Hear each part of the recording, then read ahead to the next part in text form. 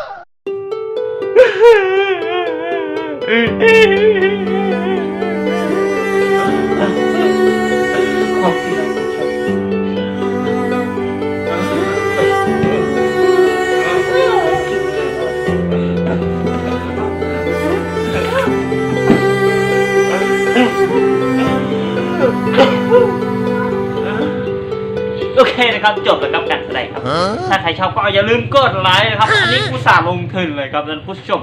กับผมบัตรตู้อุตส่าห์ลงทุนเลยเนาะโอเคเนาะเพราะฉะนั้นอย่าลืมกดไลค์กดแชร์ให้กับผมด้วย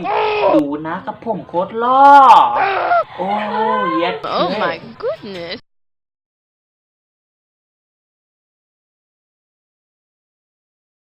โอเคนะครับทุกคนนะครับอย่าลืมกดไลค์ครับผมครับก็ผมลงถึงขนาดนี้นะครับทุกคนไม่กดไลค์ก็ผมจะเสียใจมากนะครับเจ็บใจทุกคนไม่กดไลค์เจ็บใจเนี่ยหน้าผมไปล้างมาเมื่อกี้ครับก็ผมวันนี้ผมจะมาโชว์สกินวิเศษซึ่งก็ค่อยเฮ็ดอย่างก็ได้เนาะสามารถให้ดาบนี่เป็นดาบวิเศษก็ได้เกมเบิ้งมันพี่พลาดเนาะเอาอีกไหมอ๋อ